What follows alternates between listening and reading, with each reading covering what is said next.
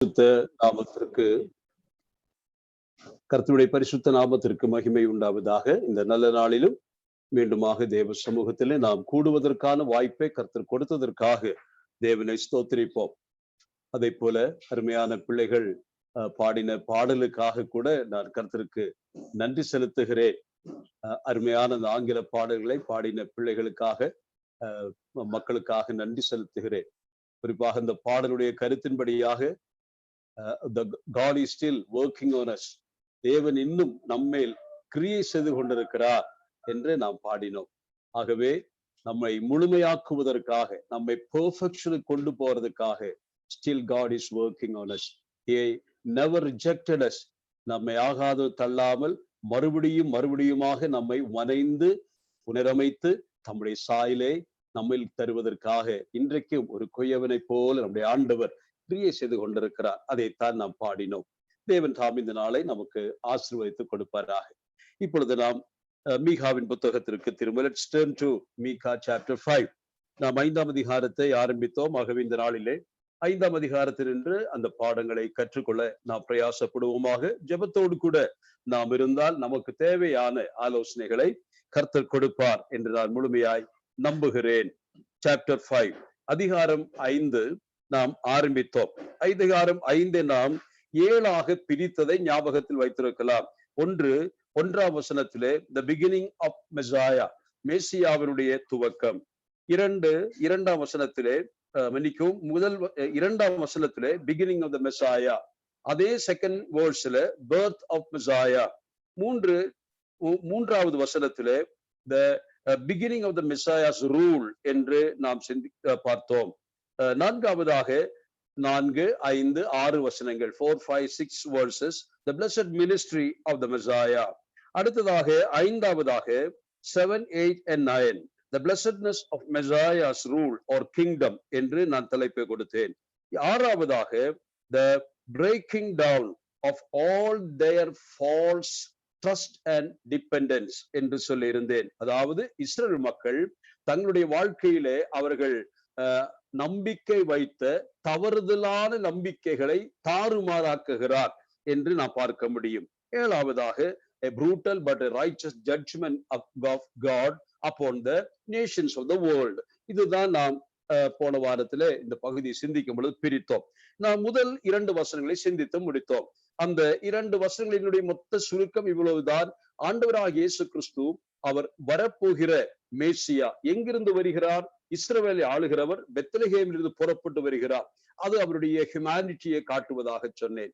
ஆனால் பெத்லகேமிலே பிறப்பதற்கு முன்னதாகவே அவருடைய புறப்படுதல் அனாதியாய் என்றென்றைக்கும் உள்ளது என்று வாசித்தோம். ஆகவே தேவனாய் என்றென்றைக்கும் வீற்றிருந்த தேவன் அவர் மனுஷனாக பெத்லகேமிலே வந்து பிறப்பதைத்தான் அந்த 2ஆம் வசனம் நமக்கு சொல்லிற்று. ஆகவே ஆண்டவராகிய இயேசு கிறிஸ்துவனுடைய தெய்வத்துவத்தையும் மனிதத்துவத்தையும் இரண்டையும் ஒருங்கிணைந்து சொல்லப்படுகிற வசனம் verse 2. அதாவது மைக்கா 5:2 tells us the humanity and divinity or deity of Jesus Christ or the coming Messiah என்று நாம் சிந்தித்தோம். இப்பொழுது 3ஆம் வசனத்தை நான் வாசிக்க விரும்புகிறேன். 3ஆம் வசனத்திலே 5:3, மீகா 5:3, ஆனாலும் பிரசவிக்கிறவள் பிரசவிக்கிற மட்டும் அவர்களை ஒப்பு கொடுப்பார். அப்பொழுது அவருடைய சகோதரரில் மீதியானவர்கள் இஸ்ரவேல் புத்திரரோடு கூட திரும்புவார்கள் என்று நாம் பார்க்கிறோம். இதற்கு நான் கொடுத்த தலைப்பு the beginning of the Messiah's rule என்று சொல்ல இருந்தேன். ஆகவே இந்த மெசியாவினுடைய அதிபதியாய் இருக்கக்கூடிய மேசியாவினுடைய ஆட்சி எப்பொழுது துவங்கும் என்று நாம் சிந்திக்க போகிறோம். அவர் பெத்லகேமிலே பிறந்தது உண்மைதான். அவர் உலகத்திலே 33 வருஷம் வாழ்ந்தது உண்மைதான். ஆனால் அக்காலத்திலே இங்கே சொல்லப்பட்டுள்ள அந்த மேசியாவின் அரசு, மேசியாவின் ராஜ்யம் ஸ்தாபிதமானதா என்று கேட்டால் இல்லை என்று நாம் பதில் சொல்ல வேண்டும். காரணம், இந்த 3ஆம் வசனம் என்ன சொல்லுகிறது? பிரசவிக்கிறவள் பிரசவிக்கிற மட்டும் அவர்களை ஒப்பு கொடுப்பார் என்று சொன்னால், மேசியா அவர் வந்து பிறந்த போதிலும் கூட அவருடைய ஆட்சி வருவதற்கு இன்னும் காலங்கள் செல்லும். அந்த காலத்தினுடைய கெடு என்ன சொல்லப்படுகிறது? பிரசவிக்கிறவள் பிரசவிக்கிற மட்டும் என்று சொல்லப்படுகிறது. இதனுடைய பொருள் சிலர் எல்லாம் தப்பாக நினைத்திருப்பது என்னவென்றால், இது யாரை குறிக்கிறது என்று கேட்டால் கன்னி மரியாளை குறித்து அது சொல்லப்படுகிறது. இயேசு கிறிஸ்துவுடைய பிறப்பை சொல்லுவதாக சிலர் நினைக்கிறார்கள். அப்படி அல்ல. இயேசு கிறிஸ்துவின் பிறப்பை அது சொல்லவில்லை. மாறாக இந்த புத்தகத்திலே இந்த பிரசவம், பிரசவிக்கிறவர்கள், பிரசவ வேதனை என்றெல்லாம் சொல்லுகிறது. எதை குறிக்கிறது என்பதை நாம் பார்த்தால், இந்த வசனத்தோடு இணைத்து வாசிக்க வேண்டிய வசனம் 4th chapter 10th verse. அதை நான் வாசிக்கலாம். 4th chapter 10th verse நாம் தயவாக வாசிக்கலாம். 4th chapter 10th verse. Zion குமாரத்தியே, பிரசவ ஸ்திரியை போல அம்பாயப்பட்டு வேதனைப்படும். நீ இப்போது நகரத்திலிருந்து புறப்பட்டு வெளிகளில் தங்கி பாபிலோன் வரைக்கும் போவாய். அங்கே விடுவிக்கப்படுவாய். அங்கே கர்த்தர் உன்னை உன் சத்துருக்களின் கைக்கு நீங்களாக்கி மீட்பார். போதும். இவ்விடத்திலே சியோன் குமாரத்தியே பிரசவ ஸ்திரீயை போல அம்பாயமிட்டு வேதனைப்படு என்று சொல்லுகிறார். ஆகவே இந்த இடத்துல சொல்லப்படுகிற இந்த பிரசவிக்கிற மட்டும் என்று சொல்வதெல்லாம் எதை குறிக்கிறது? The pain of exile. அவர்கள் சிறைவாசத்திற்கு போகக்கூடிய அந்த பெயினை குறிக்கிறது. ஆகவே சிறைவாசத்தினுடைய பெயினை இங்க எப்படி கம்பேர் பண்ணுகிறார் என்று பார்த்தால் it has been compared with the pain of the labor. பிரசவ வேதனையோடு ஒப்பிட்டு சொல்லுகிறது. அதாவது சிறைவாசத்தின் வலி என்று சொல்லலாம். தேவனுடைய பிள்ளைகள் தங்களுடைய சொந்த தேசத்தை விட்டு அந்நிய நாட்டுக்கு நாடு கடத்தப்படுகிற அந்த அனுபவத்தை தான் அவர்களுடைய இந்த பிரசவ காலம் என்று சொல்லலாம். ஆகவே அந்த பிரசவ காலம் முடிகிற வரைக்கும் என்று சொன்னால், இங்கிருந்து அந்நிய தேசத்திற்கு போய் தங்கி தாபரித்து அவர்கள் ஒருவேளை அந்த இடத்துல பாடுபட்டு கடைசியாக அவர்கள் அங்கிருந்து திரும்புகிறார்களே, அதுதான் பிரசவத்தினுடைய கடைசி எண்ட் என்று சொல்லலாம். ஆகவே ஒரு விதமாக இதை சொல்ல வேண்டுமானால் என்ன நடக்கிறது என்று கேட்டால், இஸ்ரவேல் மக்கள் மீகா தீர்க்கதரிசியினுடைய வார்த்தையின்படியாக அவர்கள் அந்நிய தேசத்திற்கு போய் அவர்கள் அங்கே பிரசவ வேதனையோடு வாழ்ந்து கொண்டிருப்பார்கள் என்று சொன்னால், இந்த பெயினுடைய வலிமையை காட்டுகிறது. அது முடித்து ஒரு குறிப்பிட்ட காலம்தான் பிரசவ காலம் என்று பிரசவ வேதனை இருக்கக்கூடிய அல்லது பிரசவத்தினுடைய time of the period of confinement. அந்த கன்ஃபைன்மெண்ட் தான் அங்கே சொல்லுகிற எக்ஸைல் என்று சொல்கிற வார்த்தைக்கு பொருந்தும். ஆகவே அபிதமாய் சென்றவர்கள் ஒரு குறிப்பிட்ட காலம் வரைக்கும் அங்கு இருப்பார்கள், வருவார்கள். வந்த பிறகுதான் சிறைவாசிகளாய் இருக்கிறவர்கள் எல்லாம் திரும்பி வந்த பின் தான் என்ன நடக்கும்? மேசியாவுடைய ஆட்சி ஆரம்பமாகும். அதுதான் இங்க பிரசவிக்கிற மட்டும் அவர்களை ஒப்பு கொடுப்பார். அப்போ இது அசீரிய நாட்டுக்கு மட்டுமல்ல, பாபிலோனுக்கும் சிறைவாசம் போகிறதை குறித்து கூட நாம் எடுத்துக்கொள்ளலாம். அவ்விதமாய் சென்று காலங்கள் முடிந்த பின்னதாக ஒரு நாள் அத்துணை சிறைவாசிகளும் சிதறண்டு போனவர்கள் எல்லாரும் ஒரு நாள் இந்த மேசியாவினாலே கூட்டி சேர்க்கப்படுவார்கள். They will be regathered and reunited. இதுதான் இந்த 3ஆம் வசனத்திலே சொல்லப்படுகிறது. அப்ப மேசியா என்ன செய்வார் என்று கேட்டால், ஒன்று, அவர் ராஜ்யபாரத்தை ஏற்பதற்கு முன்னதாகவே ஆட்களை அல்லது ஆடுகளை அவர் என்ன செய்கிறார்? பல தேசத்தினின்று அழைத்து கொண்டு வருகிறவராய் இருப்பார். அப்போ time of regathering or reuniting his flock என்று சொல்லவே ஜெருசலேம் இட் வில் ஹேப்பன். அவ்விதமா எல்லாரையும் கூட்டி சேர்த்து கொண்டு வருவார்கள். One day the labor pain will come to an end and the birth will take place. Then the new nation will be born.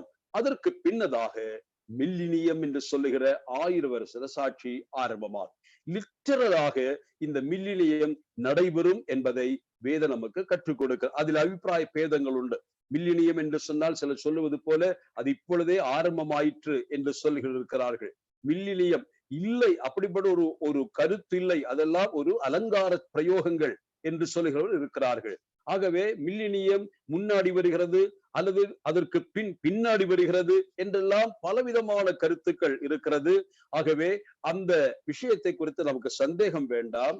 எழுத்தின்படியாக கர்த்தராகிய இயேசு கிறிஸ்து தாவீதின் சிம்மாசனத்தை எருசலேமில் ஸ்தாபித்து அவர் யூதர்களுடைய ராஜாவாக அன்றைக்கு ராஜாதி ராஜனாக உலகை அரசாளுவார். இது எப்பொழுது நடக்கும் என்று கேட்டால், பிரசவிக்கிறவள் பிரசவிக்க வேண்டும், பிள்ளை பெற்ற பின்னதாக அந்த பிள்ளை அவள் அந்த பிள்ளை அந்த தேசத்திற்கு வரும் பொழுது, அந்த நாடு பிறக்கும் பொழுது அந்த ஆட்சி துவங்கும். அது எப்பொழுது என்று கேட்டால், ஆண்டவராக இயேசு கிறிஸ்துவனுடைய இரகசிய வருகை முடித்து 7 ஆண்டுகள் இந்த உலகத்திலே எதிர் கிறிஸ்துவனுடைய பொல்லாத ஆட்சி முடிந்த பின்னதாக மறுபடியும் கர்த்தராகிய இயேசு கிறிஸ்து தன்னுடைய திருச்சபையோடு கூட ஒலிவுமலைக்கு வந்திறங்கி அங்கே மகா யுத்தம் நடந்து அங்கே சத்ருவாகிய சாத்தானை சிறைபிடித்து அவனை நித்தியமாக அக்னி கடலை தள்ளிவிட்டு அதற்கு அப்புறமாக வெள்ளை சிங்காசனத்தை வைத்து உலகங்களை எல்லாம் அவர் நியாயம் தீர்த்த பின்னதாக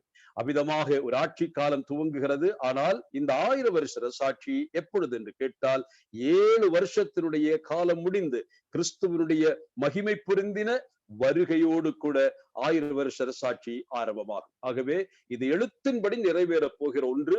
அதை நாம் மனதில் கொள்ளும் பொழுது இந்த பிரசவிக்கிறவள் பிரசவிக்கிற மட்டும் வராது என்று சொல்வதின் பொருள் என்னவென்றால், இந்த இயேசு கிறிஸ்துவனுடைய 2ஆம் வருகையினுடைய 2ஆம் கட்டத்தில் தான் இந்த 1000 வருஷ அரசாட்சி துவங்கும். அதுவரைக்கும் காத்திருக்க வேண்டும் இவர்கள் என்று சொல்லப்படுகிறது. ஆகவே முதலாவது இந்த மேசியாவுடைய வேலை என்னவென்றால், இழந்து போனதை, காணாமற் போனதை திரும்ப சேர்க்கிற பொறுப்புதான் முதலாவது இந்த மேசியாவின் பொறுப்பாக இருக்கிறதை நாம் அறிந்து கொள்ள முடியும். இந்த இடத்துல மேசியாவை ஒரு மெய்ப்பனோடு ஒப்பிட்டு தான் கீழே வாசிக்கும் பொழுது நாம் சொல்ல போகிறோம். ஆகவே மெய்ப்பனாகத்தான் இந்த மேசியாவை பார்க்க முடியும். ஆகவே மேசியா என்ன செய்வார் என்று கேட்டால், முதலாவது அவர்களை அவர் சேர்த்து கொள்வார் என்று நாம் வாசிக்கிறோம். இந்த இடத்தில் 3 ஆறாலும் பிரசவிக்கிறவள் பிரசவிக்கிற மட்டும் அவர்களை ஒப்பு கொடுப்பார். அப்பொழுது அவருடைய சகோதரரில் மீதியானவர்கள் இஸ்ரவேல் புத்தரோடு கூட திரும்புவார்கள். அவர்கள் ஒரு மந்தையாக சிதறுண்டவர்கள் எல்லாரும், அதாவது வடதேசம் தென் தேசம் அமிதமாய் சிதறுண்டவர்கள், எருசலேமில் குடியிருப்பவர்கள், உலகத்தின் நானா பகுதியில் இருக்கக்கூடிய அத்துணை யூத மக்களும் அவர்கள் ஒரு இடத்திற்கு வரவழைக்கப்பட்டு ஓரிடத்திலே ஆட்சி துவங்கும். ஆகவே முதலாவது இந்த மேசியா என்பவர் ரீகேதரராக, ரீயுனைட்டராக அவர் செயல்படுகிறார் என்று பார்க்கலாம். ஆகவே நாம் அடுத்த 3ஆம் வசனத்தில் 4, 5, 6 வசனங்கள் நாம் அதை சொன்னோம். ஆகவே 4, 5, 6 வசனங்களிலே என்ன சொல்லப்படுகிறது? இந்த மேசியாவுடைய ஆட்சியில் இருக்கக்கூடிய ஆசீர்வதிக்கப்பட்ட ஊழியங்கள், the blessed ministry of the Messiah. Messiah என்னெல்லாம் செய்வார், இந்த மெய்ப்பர் தன் தேசத்திற்காக தன் மக்களுக்காக என்ன செய்வார் என்பதை குறித்து சொல்லுகிற பாகம்தான் 4, 5, 6 வசனங்கள். 4ஆம் வசனத்திலே அவர் நின்று கொண்டு கர்த்தருடைய பலத்தோடும் தம்முடைய தேவனாகிய கர்த்தருடைய நாமத்தின் மகத்துவத்தோடும் மேய்ப்பார். ஆகையால் அவர்கள் நிலைத்திருப்பார்கள். அவர் இனி பூமியின் எல்லைகள் பரியந்தமும் மகிமைப்படுவார். மேசியா பூமியின் எல்லை பரியந்த மகிமைப்படுத்தப்படுகிற ஒரு காலம், அதுதான் மேசியாவுடைய ஆட்சி காலம் என்பதை மறந்துவிடக் கூடாது. ஆண்டவராக இயேசு கிறிஸ்து உலகம் எங்கும் அறிவிக்கப்படுகிறார். சுவிசேஷம் எங்கும் அறிவிக்கப்பட்டிருக்கிறது. ஆனால் யூதர்களிலும் கிரேக்கர்களிலும் புறஜாதி மக்களிலும் அநேகர் அவரை ஏற்றுக்கொள்ளவில்லை, சிலர் ஏற்றுக்கொண்டிருக்கிறார்கள். அமிதமாக தேவரால் தெரிந்து கொள்ளப்பட்டவர்கள், அழைக்கப்பட்டவர்கள், அவர்கள் இப்பொழுது தேவனுடைய சமூகத்திலே சபையிலே கூட்டி சேர்க்கப்பட்டிருக்கிறார்கள். ஆனால் உலகத்திலே நாம் பார்க்கும் பொழுது இந்த மேசியாவை அங்கீகரியாதவர்களை பார்க்க முடியும். ஆனால் இயேசு கிறிஸ்து இந்த மேசியாவுடைய ஆட்சி வரும் பொழுது உலகத்தில் 5 கண்டங்களிலும் இருக்கக்கூடியவர்கள், உலகத்தின் எல்லை எங்கும் உள்ளவர்கள் இந்த மேசியாவின் ஆட்சியை குறித்து அறிவார்கள். அவர்களை ஆளுகிறவரை அவர்கள் தேடி வருவார்கள். அமிதமாக மேசியாவின் புகழ் உலகமெங்கும் அது பரவும், அது எல்லாராலும் அங்கீகரிக்கப்பட்டு அது மகிமைப்படுத்தப்படும். அப்ப மேசியா அல்லது அகிலத்தின் ராஜாவாக அந்த நாட்களிலே அறியப்படுவார், அங்கீகரிக்கப்படுவார். அதுதான் இங்க சொல்லுகிற பூமியின் எல்லைகள் பரியந்தம் மகிமைப்படுவார் என்று சொன்னால், பூமியின் எல்லை எங்கும் உள்ளவர்களும் இந்த மேசியாவின் ஆட்சியை அவர்கள் பார்க்கும் பொழுது மேசியாவை அவர்கள் மகிமைப்படுத்துவார்கள் என்று பொருள். ஆனால் இந்த மகிமைப்படுத்தப்படுவதற்கு ஏதுவான அந்த செயல் என்ன? அவர் இன்றைக்கு அல்லது அன்றைக்கு இவ்வளவாய் மகிமைப்படுத்தப்படுவதற்கான செயல் என்னவென்று கேட்டால், மேசியாவினுடைய பணி என்ன? அதை பொறுத்துதான் அவருடைய மகிமையை நாம் இங்கு பார்க்கிறோம். அவர் என்ன செய்கிறார்? அவர் நின்று கொண்டு கர்த்தருடைய பலத்தோடும் தம்முடைய தேவனாகிய கர்த்தருடைய நாமத்தின் மகத்துவத்தோடும் மேய்ப்பார் என்று நாம் இங்க வாசிக்கிறோம். அப்போ மேசியா முதலாவது கூட்டி சேர்க்கிற மேசியாவாக மெய்ப்பராக இருந்தார். இரண்டாவதாக இங்க வாசிக்கும் பொழுது அவருடைய அடுத்த வேலை என்னவென்று கேட்டால், கூட்டி சேர்க்கப்பட்ட இந்த மந்தையை அவர் நின்று கொண்டு கர்த்தருடைய பலத்தோடும் கர்த்தருடைய நாமத்தின் மகத்துவத்தோடும் மெய்ப்பார் என்று வாசிக்கிறோம். அப்ப அவருடைய மெய்ப்பத்து ஊழியத்தினுடைய மாட்சிமையை நாம் இங்கே பார்க்கிறோம். எப்படி மெய்ப்பார்? அவருடைய ஆடுகளை அவர் கூட்டி சேர்த்த மந்தையை எப்படி மேய்க்க வேண்டும்? அப்போ ஒரு மெய்ப்பனுடைய நல்ல முன்மாதிரியாக இந்த இடத்தில் நம்முடைய ஆண்டவராக இயேசு கிறிஸ்துவை நாம் பார்க்க முடியும். கர்த்தராக இயேசு கிறிஸ்து உலகத்தில் வந்த பொழுதே அவர் மெய்ப்பனாக அறியப்பட்டதை நாம் அறிந்திருக்கிறோம். அவரே தன் வாயார சொன்னார், நானே நல்ல மெய்ப்பன், நல்ல மெய்ப்பன் ஆடுகளுக்காக தன் ஜீவனை கொடுப்பதாக அவரே சொல்லி இருந்ததை நான் பார்க்கிறோம். யோவான் 10ஆம் அதிகாரம் 10-11 வசனங்களிலே அதை நாம் வாசிக்கிறோம். அது அவரே சொன்ன காரியம். நானே நல்ல மெய்ப்பன் என்று அவர் சொன்னார். ஆனால் அவரை குறித்து பேதுரு சொல்லும் பொழுது நான் வாசிக்கிறோம், அந்த மெய்ப்பன் யார் என்று கேட்டால் அவர் பிரதான மெய்ப்பன் என்று சொல்லுகிறார். பிரதான மெய்ப்பன் பேதுரு அவரை குறித்து சொல்லும் பொழுது அவர் பிரதான மெய்ப்பன் என்று சொல்லுகிறார். ஆனால் பவுல் எபிரேயர் நிருபத்தின் 13ஆம் அதிகாரத்துக்கு சொல்லும் பொழுது அவர் விதமாய் சொல்லுகிறார், பெரிய மெய்ப்பன் என்று சொல்லுகிறார். அப்ப 3 விதமான கண்ணோட்டத்திலே இந்த மெய்ப்பனை நாம் தரிசிக்க முடியும் அல்லவா? ஒன்று, அவரே சொன்னார், ஆண்டவராக சொல்லுகிறார், நான் உயிர் கொடுக்கிற தெய்வம், அல்லது ஆடுகளுடைய மாம்சத்திற்காகவோ ஆடுகளுடைய பாலுக்காகவோ நான் அவைகளை மேய்க்கவில்லை, மாறாக அவைகளுக்கு ஊட்டுவதற்கும் அவர்களுக்கு உயிர் கொடுப்பதற்கும் நான் உண்மையும் உத்தமவுமான ஒரு மெய்ப்பனாய் இருக்கிறேன். அந்த ஆடுகளின் பாதுகாப்புக்காக நான் உயிரை கொடுக்கிற நல்ல மெய்ப்பன் என்று அவர் சொன்னார். ஆகவே அவர் மரித்த மெய்ப்பன், அவர் ஆடுகளுக்காக உயிர் கொடுத்த மெய்ப்பன் என்பதை நாம் அறிந்திருக்கிறோம். ஆனால் இரண்டாவது, எபிரேயர் 13ஆம் அதிகாரத்திற்கு வரும் பொழுது அங்கே பவுல் அது எழுதினதாக நம்பி நான் சொல்லுகிறேன். அவர் சொல்லும் பொழுது, நம்முடைய பெரிய மெய்ப்பனாகிய இயேசு கிறிஸ்து, உடன்படிக்கையின் இரத்தத்தினாலே நம்முடைய பெரிய மெய்ப்பனாகிய இயேசு கிறிஸ்து, த கிரேட் ஷெப்பர்ட் என்று சொல்லுகிறார். அது பவுலுடைய வார்த்தைகளாக வருகிறது. அவர் பெரிய மெய்ப்பன் என்று அந்த வார்த்தையை நாம் பார்க்கிறோம். ஆனால் 1 பேதுரு 5ஆம் அதிகாரத்திலே பேதுரு சொல்லும் பொழுது அங்கே சொல்லுங்க, த சீஃப் ஷெப்பர்ட், பிரதான மெய்ப்பன் வரப்போகிறார். அப்ப மெய்ப்பர்களிலே பிரதானமானவர், அவர் மிகவும் உன்னதமானவர், அதாவது பெரியவர் என்று சொல்லுகிறார். அதே சமயத்தில் அவர் நல்லவராயிருக்கு. அப்ப இயேசு கிறிஸ்துவுக்குள் ஒரு மெய்ப்பனுடைய 3 முக்கியமான முகங்களை நாம் பார்க்க முடியும். அதுதான் ஒவ்வொரு மெய்ப்பனிடத்திலிருந்தும் கர்த்தரும் எதிர்பார்க்கிறதாக நாம் அறிந்து கொள்ள வேண்டும். இயேசு கிறிஸ்து அவ்விதமாய் நல்ல மெய்ப்பன், அவர் பெரிய மெய்ப்பன், பிரதான மெய்ப்பன். Jesus Christ is a good shepherd and he is a great shepherd and the chief shepherd. இது எதை காட்டுகிறது? Good shepherd, he gave his life on the cross of Calvary. He died for us. The shepherd who bled and died for us. And the second one, the great shepherd, the one who rose again from the dead.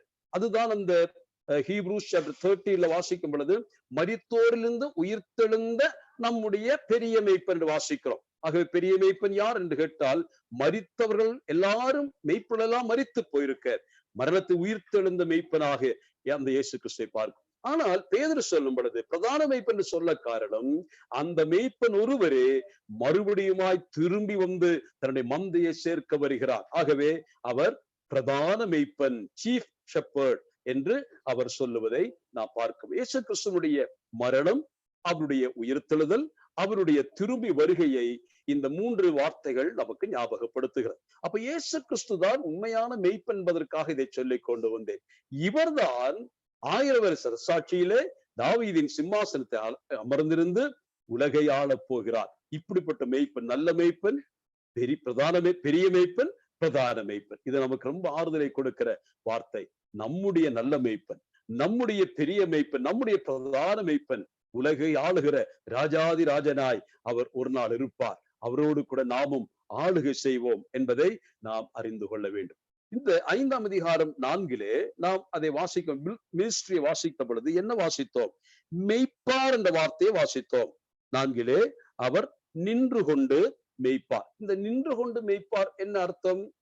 அதன் பொருள் இவ்வளவுதான், சிம்பிளாக சொல்லலாம். நின்று கொண்டு சொன்னால் மிக கவனமாக, விழிப்பாக, ஆயத்த நிலைமையில மேய்த்துக் கொண்டிருப்பார். அவர் உட்கார்ந்து மேய்க்க முடியாது, நடந்து மேய்க்கணும், அல்லாட்டி நின்று கொண்டு மேய்க்கணும் என்று சொன்னால், அவர் ராஜாவாக, அவர் சிங்காசனபதியா இருந்த போதிலும் கூட அவருடைய மந்தையை மேய்க்கிற விஷயத்துல he gives utmost care and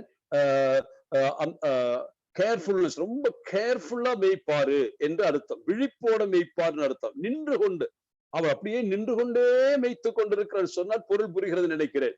அவ்வளவு கண்ணும் கருத்துமாக தன்னுடைய மந்தையை மேய்க்கிறவராய் இருப்பார் என்று சொல்லு.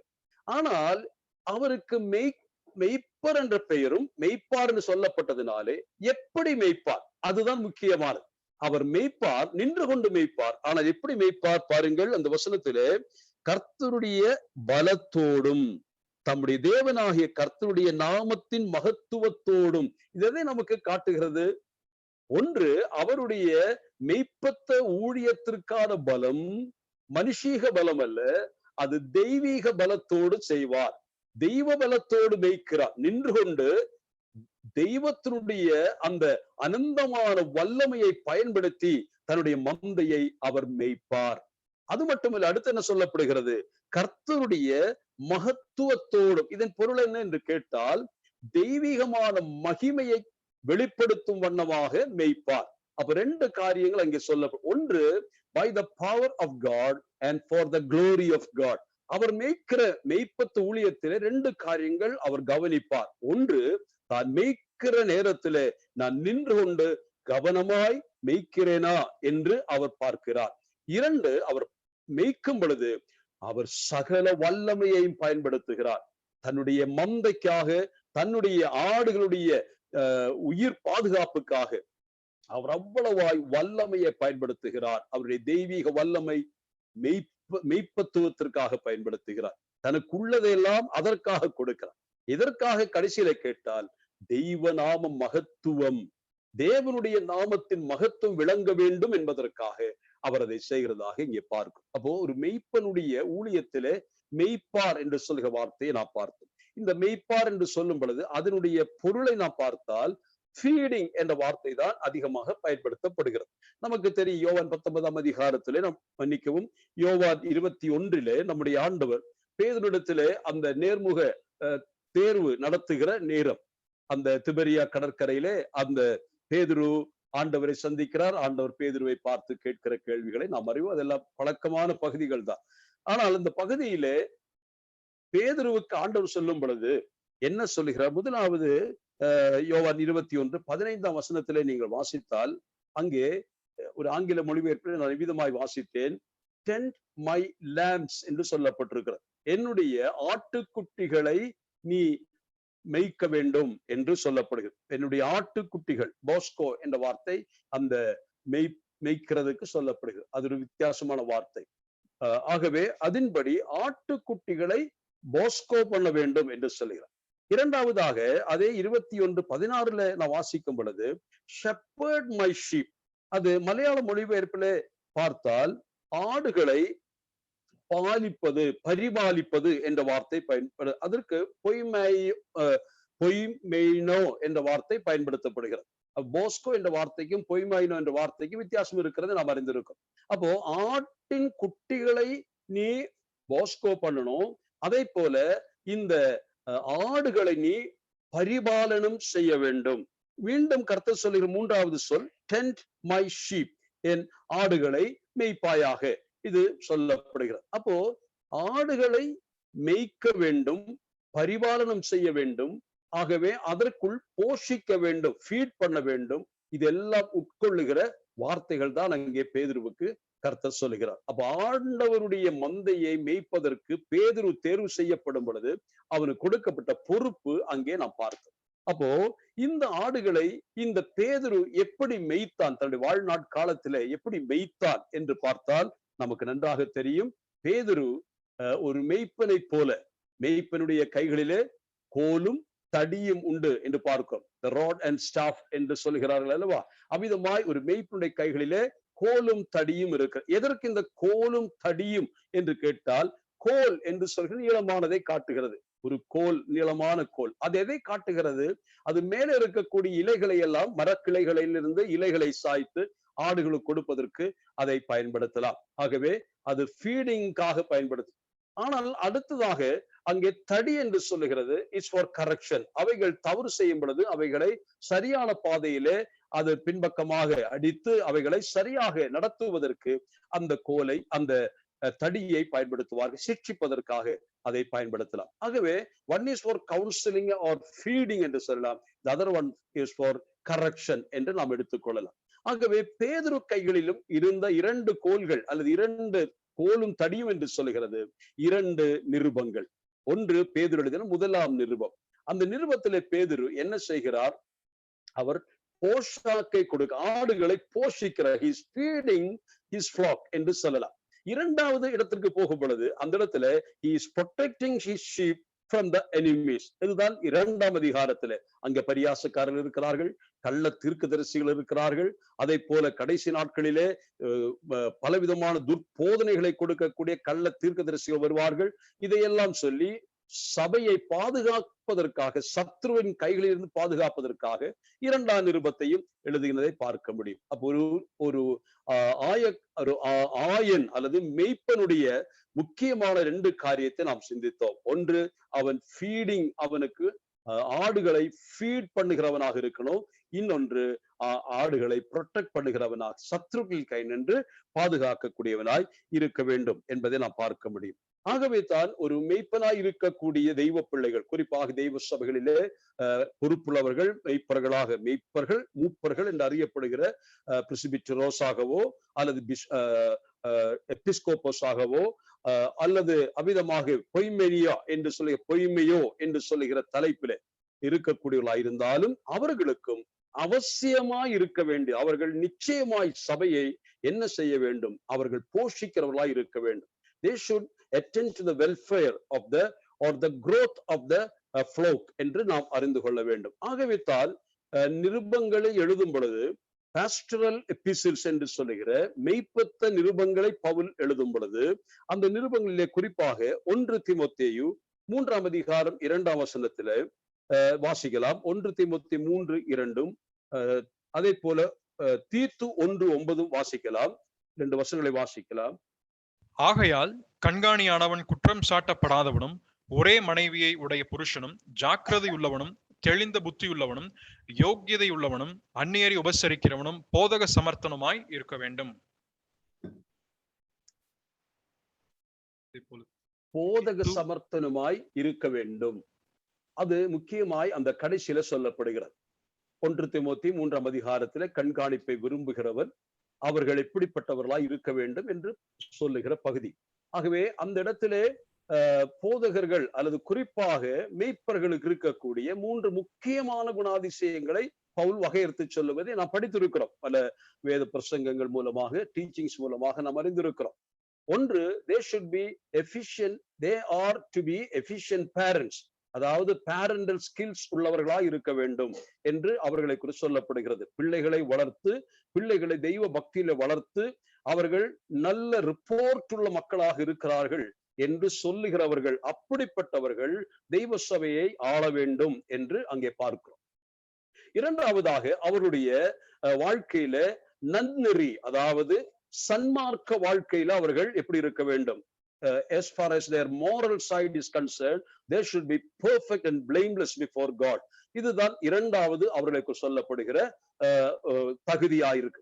3வது தகுதி என்று சொல்லுகிறது, they should be apt to teach. கர்த்தருடைய வசனத்தை முறையாக கற்றுக்கொண்டு திருமறையை சரியாக போதிக்கிற மக்களாக இருக்க வேண்டும். ஆடுகள் இன்றைக்கு போஷிக்கப்படுவது வேற எந்த போஷாக்கினாலும் அல்ல, கர்த்தருடைய வசனமாகிய நல் மேய்ச்சலை அவர்கள் மேய வேண்டும். ஆகவே கர்த்தருடைய சபையை மேய்க்கிறவர்கள் 3 முக்கியமான குணாதிசயங்கள். ஒன்று, அவர்கள் தங்களுடைய பிள்ளைகளை கர்த்தருடைய வழிகளிலே பக்தியாய் வளர்த்து முன்மாதிரிகளாய் அவர்கள் இருக்க வேண்டும். பிள்ளைகள் அவர்களை குறித்து சொல்லும் பொழுது, என் தகப்பனும் தாயும் எங்களை பக்தி மார்க்கத்தில் முறையாக வளர்த்தார்கள். ஆகவே ஒரு பேரண்டிங் எஃபிஷியன்சி அவர்களுக்கு அவசியமாய் இருக்க வேண்டும். அப்படி இருந்தால்தான் தெய்வ சபையை அவர்கள் மேய்க்க முடியும். வீட்டை மேய்க்க முடியாதவர்கள் சபையை மேய்க்க முடியாது என்று பொருள். 2வதாக அவருடைய மோரல் சைட், அவருடைய அறநெறி வாழ்க்கையில, அவருடைய நன்னறி வாழ்க்கையில அவர் எப்படி இருக்க வேண்டும்? அவர்கள் பிழையற்றவர்களாக, குற்றம் சாட்டப்படாதவர்களாக, அவர்கள் பரிசுத்தவான்களாக, நீதிமான்களாக வாழ்க்கையில காணப்பட வேண்டும். அவருடைய மோரல் சைட் எப்பொழுதுமே ஒரு நல்ல குட் ரிப்போர்ட்டோடு இருக்கணும் என்று மூன்றாவது தான் இந்த போதக சமர்த்தர்களாய் இருக்க வேண்டும். அது நாம் தீத்துவிலையும் பவுல் அதை ரிப்பீட் பண்ணுகிறதை பார்க்க முடியும். இந்த இடத்துல சொன்னது மறுபடியும் தீத்துவுக்கு எழுதும் பொழுதும், அது 1:9 தீத்துவுக்கு சொல்லும் பொழுதும் பவுல் அதை எழுதுகிறதை நான் வாசிக்க முடியும். அதே போல 1 தீமோத்தி 5:17 கூட வாசிக்கலாம். 1 தீமோத்தி 5:17.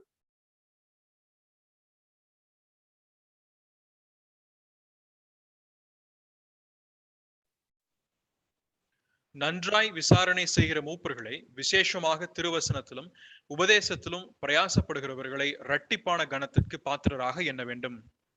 தேங்க்யூ. இந்த இடத்திலே மெய்ப்பர்களை மூப்பர்களை சொல்லும் பொழுதே அதிலே பவுல் ஒரு விளக்கத்தை கொடுப்பதை பார்க்க முடியும். எல்லா மூப்பர்களும் ஒரே போல கர்த்தருடைய வசனத்தை போதிக்கக்கூடியவர்கள் அல்ல. அது நாம் அறிந்திருக்க வேண்டும். அந்த வேத போதனைகளிலே எல்லா மூப்பர்கள் ஒருபோல அல்ல என்பதை அறிந்திருக்க வேண்டும். அதிலே ஏற்றத்தாழ்வு இருக்கலாம். அங்கே நன்றாய் விசாரணை செய்கிற மூப்பர்கள், அவர்கள் அவர்கள் மதிப்புக்கும் மரியாதைக்கும் உரியவர்கள், அவர்களை கனப்படுத்த வேண்டும் என்று ஆனால் பவுல் சொல்கிற ஒரு விஷயம் என்னவென்றால், வசனத்திலும் திருவசனத்திலும் உபதேசத்திலும் உழைக்கிறவர்கள், those who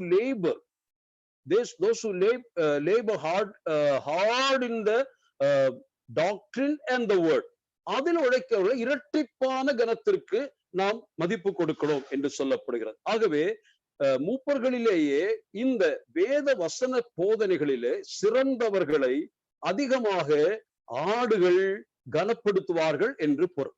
ஆகவே ஆடுகளை சரியாக போஷிக்கிறவர்கள் கனம் பெறுவார்கள். தேவ வசனத்தை முறையாக போதித்து அவருடைய ஆன்மீக வளர்ச்சிக்கு உதவுகிறவர்கள், சந்தேகத்தோடு வருகிறவர்கள், சோர்ந்து போனவர்கள், பின்வாங்கி போனவர்கள் எல்லாம் இருப்பார்கள். ஆனால் அவர்களை மறுபடியுமாக புனரமைத்து அவர்களை போஷித்து, அவர்களுடைய நசல் கொண்ட ஆடுகள் இருக்கலாம், கறவல் ஆடுகள் இருக்கலாம், எப்படி இருப்பினும் அவர்களுக்கு ஏற்ற தெய்வீக வசனத்தை ஆலோசனை கொடுப்பதற்கு தேவனுடைய பிள்ளைகள், குறிப்பாக மெய்ப்பர்கள் எப்பொழுதுமே தயார் நிலையில் இருக்க வேண்டும் என்று நாம் வாசிக்கிறோம். ஆனால் எல்லாரும் ஒரே போல இந்த வேத போதனைகளிலே எக்ஸ்பர்ட்ஸ் என்று நாம் ஒருபோதும் எதிர்பார்க்க முடியாது, சொல்லவும் கூடாது. ஆனால் அதில் குறைகள் இருக்கலாம். ஆனால் கனம் பெற வேண்டுமானால், அதிகமான கனம் பெற வேண்டுமானால், இரட்டிப்பான கனத்துக்குள் இருக்க வேண்டுமானால், கர்த்தருடைய சபையிலே வேத வசனத்தை சபையாருக்கு கொடுத்து சபையினுடைய ஆவிக்குரிய தாகத்தையும் பசியையும் தீர்க்கிறவராய் இருக்க வேண்டும். இது பவுல் சொல்லுகிற வார்த்தையாக எடுத்துக்கொள்ளலாம். ஆகவே நம்முடைய நல்மேய்ப்பராகிய மேசியாவின் ஆட்சி காலத்திலே அவர் ஆடுகளை எப்படி மேய்ப்பார்? நான் இங்க சொன்ன வசனத்தின் அடிப்படையிலே, ஒன்று, நின்று கொண்டு மேய்ப்பார். இதை நாம் கவனித்துக் கொள்ள வேண்டும். உட்கார மாட்டார் என்று சொன்னால் he is always busy. அவர் எப்பொழுதுமே தன்னுடைய ஆடுகளின் மேல் கண்ணும் கருத்துமாய் இருக்கிறார். உட்கார நேரம் இல்லை, அவரால் தூங்க முடியல என்று சொல்வது போல இந்த இடத்திலே நாம் பார்க்கிறோம். நான் ஒரு காரியம் ஒரு முறை கேள்விப்பட்டிருக்கிறேன். அது ஸ்காட்லாந்து நாட்டில் நினைக்கிறேன். அந்த நாட்டிலே ஒரு நல்ல பிரதரன் திருச்சபை என்றுதான் சொல்லப்படுகிறது. அந்த சபையை குறித்து நான் கேள்விப்பட்டிருக்கிறேன். அங்கே மிகுந்த வயதுடைய ஒரு மூப்பர் மெய்ப்பராக இருந்தார். அவர் அந்த சபையை மேய்த்து கொண்டு வந்தார். அப்பொழுது ஒரு நாள் இரவிலே அவர் வீட்டுக்கு தங்க போன ஒரு சபையின் விசுவாசி அந்த வீட்டுல தங்கினார் இரவிலே. ஆனால் ஒரு குளிர்காலம், பயங்கரமான குளிர்காலம். அந்த வீடும் அவ்வளவு நல்ல வசதியான வீடும் அல்ல. ஆனால் இந்த மூத்த சகோதரர், வயதான அந்த மூப்பர், அவர் இரவிலே 1 மணி உடனே விழித்து விட்டாரா. விழித்து விட்டு அவர் ஜெபிக்க ஆரம்பித்தார். இவர் அருகில் இருந்ததுனால அதை பார்த்து கொண்டிருந்தார். காலையிலே அவர் ஜெபித்து எல்லாம் முடித்து மறுபடியும் படுத்தார். எழுந்து வந்த பொழுது பேச்சுவாக்கிலே அவரிடத்திலே இவர் கேட்ட, ஐயா, இந்த வயதான காலத்துல குளிர் அவ்வளவாய் தாக்குகிற இந்த நேரத்துல நீங்கள் கண் விழித்து ஜெபித்துக் கொண்டிருந்தீர்களே, எதற்காக என்று கேட்ட பொழுது அவர் சொன்னாராம், என்னுடைய ஆடுகள் இந்த பனியிலே மேய்ந்து கொண்டிருக்கிறது. என்னுடைய ஆடுகள் பாதுகாப்பற்ற நிலைமையிலே தான் இருக்கிறார்கள். இன்றைய உலகத்தின் நிலைமையிலே என்னுடைய ஆடுகளை ஏதாகிலும் ஒரு ஓனாயோ அல்லது உலகத்தினுடைய ஏதாகிலும் வனவிலங்குகளோ அவர்களை பிடித்து கொண்டு போவார்களோ, சத்ருவாகிய சாத்தான் எவனை விழுங்கலாம் என்று அவன் சுற்றித் திரிகிறான். என் மந்தையை சுற்றிலும் அவன் வந்து பார்த்து கொண்டிருந்தான். ஆகவே எனக்கு தூக்கம் இழந்தேன். ஆகவே தான் ஒவ்வொரு ஆட்டையும் தேவ சமூகத்திலே நான் தூக்கி நிறுத்தி ஒவ்வொரு ஆட்டுக்காக இரவெல்லாம் ஜெபித்துக் கொண்டிருந்தேன். ஒவ்வொரு கரவலாடுகளை நினைத்து ஜெபித்தேன். வயதான ஆடுகளை நினைத்து ஜெபித்தேன். குட்டி ஆடுகளை நினைத்து ஜெபித்தேன். வாலிபர்களை நினைத்து ஜெபித்தேன். குழந்தைகளை நினைத்து ஜெபித்தேன். அவைகளெல்லாம் கர்த்தருடைய மந்தையின் ஆடுகள். ஆகவே அவைகளை பாதுகாக்க வேண்டும் என்பதற்காக நான் ஜெபித்துக் கொண்டிருந்தேன். எனக்கு தூக்கம் இல்லை. I am always on alert. நான் அதை குறித்து எப்பொழுதும் பாரத்தோடு இருக்கிறேன் சொன்னாரா. இது நல்ல ஒரு முன்மாதிரியான ஒரு வார்த்தை என்று நான் நம்புகிறேன். ஆகவே இங்கே சொல்லுகிறது நின்று கொண்டு மெய்ப்பார். இரண்டாவதாக பலத்தோடு. எந்த பலம்? நம்முடைய உலக ஞானத்தின் பலம் அல்ல, நம்முடைய குடும்ப பெருமையினுடைய பலம் அல்ல, அல்லது ஐஸ்வர்யத்தின் பலம் அல்ல. மாறாக அமர்ந்திருந்து தேவ சமூகத்திலே காத்திருந்து பெற்ற தெய்வ பலத்தோடு மந்தையை மேய்க்கிறவராய் இருக்கிறார். அவர் இயேசு கிறிஸ்து தெய்வம்தான். ஆனாலும் கூட தெய்வ பலத்தை பயன்படுத்தி தான் அவர் அந்த மந்தையை மேய்க்கிறார். மூன்றாவதாக நான் பார்த்த பொழுது அவர் போஷிக்கிறவராயிருந்தார். மந்தையை பட்டினி போடாமல். நீங்கள் எசேக்கியேல் 34 அதிகாரத்தை முழுமையாய் வாசித்து பாருங்கள். ஆண்டவர் இஸ்ரவேல் தேசத்து மேய்ப்பர்களை குறித்து சொல்லுகிற அக்யூசேஷன்ஸ் அங்கே பார்க்க முடியும். ஒரு நல்ல மேய்ப்பன் எப்படி இருப்பார் என்று அங்கே விளக்கம் கொடுக்கப்படுகிறது. அந்த பகுதி வாசித்தால், என் மந்தையை நானே மேய்க்கிறேன், உங்க கையில கொடுத்து தப்பா போச்சு. காரணம், மந்தையினுடைய இறைச்சியையும் மந்தையினுடைய பாலையும் குடித்து நீங்கள் உங்களை வளர்த்தீர்கள், என் மந்தையை நீங்கள் அழித்து போட்டீர்களே என்று ஆண்டவர் கதறுகிறதை நீங்கள் பார்க்க முடியும். ஆகவே ஒரு நல்ல மேய்ப்பனுடைய ஒரு முன்மாதிரி இந்த இடத்திலே நாம் 4 வசனத்திலே பார்த்தோம். ஏசாயா 40:11 இதே வார்த்தைகள் வருகிறது. காரணம், மீகாவும் ஏசாயாவும் ஒரே காலத்துல வாழ்ந்தவர்கள். ஆகவேதான் ஒரே கண்ணோட்டத்தில் அந்த காலகட்டத்திற்கு ஏற்ற செய்தியை கொடுக்கிறார். இந்த மேசியாவின் ஆட்சி காலம் எப்படி இருக்கும் என்று இந்த ஏசாயாவும் சொல்லுகிறதை நீங்கள் பார்க்க முடியும். இப்பொழுது நாம் இந்த மெய்ப்பன், போஷிக்கிற மெய்ப்பன், முதல் சேர்த்து கொள்ளுகிற, அதாவது கூட்டி சேர்க்கிற மெய்ப்பன், இரண்டாவதாக போஷிக்கிற மெய்ப்பன். 5:5 நான் வந்தால் இப்பொழுது வாசிக்கலாம். 5:5. இவரே சமாதான காரணர். அசீரியன் நம்முடைய தேசத்திலே வரும்போதும் நம்முடைய அரண்மனைகளை மிதிக்கும் போதும் 7 மேய்ப்பரையும் மனுஷரில் 8 அதிபதிகளையும் அவனுக்கு விரோதமாக நிறுத்துவேன். போதும். இந்த இடத்திலே இந்த மேசியாவுக்கு சொல்லுகிற முக்கியமான வாசகம் தான், இவரே சமாதான காரணர். அந்த வாசகத்தை சொல்லிவிட்டு தீர்க்கதரிசி என்ன சொல்லுகிறார் பாருங்கள். அசீரியன் நம்முடைய தேசத்தில் வரும்போதும் நம்முடைய அரண்மனைகளை மிதிக்கும் போதும் என்ன நடக்கும் என்று சொல்லுகிறார். அப்போ இது சொல்வதற்கு காரணம், பிறர் படையெடுத்து வந்தாலும் கூட அவர்களோடு கூட ஆரம்பத்திலே ஒரு சமரச பேச்சை விரும்புகிறார். நீங்கள் ஏன் யுத்தத்துக்கு வருகிறீர்கள், சமாதானமாய் போகலாம் என்று சொல்லுகிற ஒரு சமாதானத்தை விரும்புகிற மேசியா இவர். அவர்கள் சத்துருக்கள், அவர்கள் படையெடுத்து வந்து விட்டார்கள். ஆனாலும் கூட அவர்களுக்கு நேராக படையெடுத்து அவர்களை முறியடிப்பதற்கு முன்னதாக, சமாதானத்திற்கு நீங்கள் வந்தால் நல்லது, நாம் சமாதானமாய் பேசலாம். ஆகவே சமாதான விரும்பியாக இந்த மேசியா இருந்திருக்கிறார் என்று நாம் அங்கே பார்க்க முடியும். நம்முடைய ஆண்டவராகிய இயேசு கிறிஸ்துவை குறித்து முன்னறிவித்த ஏசாயா தீர்க்கதரிசி கூட அவருக்கு கொடுத்த பெயர் நமக்கு நன்றாக தெரியும். அதாவது ஏசாயா 9 அதிகாரம் 6 வசனத்திலே கடைசியாக அவருக்கு என்ன பெயர் சூட்டப்பட்டது? சமாதான பிரபு என்று சொல்லப்படுகிறது. அப்போ இந்த மேசியா சமாதான பண்ணுகிறவர், சமாதான காரணர் என்று சொல்வதற்கு என்ன காரணம்? மேசியாவை குறித்து ஏசாயா 53 அதிகாரத்திலே நான் வாசிக்கிறது என்ன? தயவாக வாசிக்கலாம். ஏசாயா 53:5.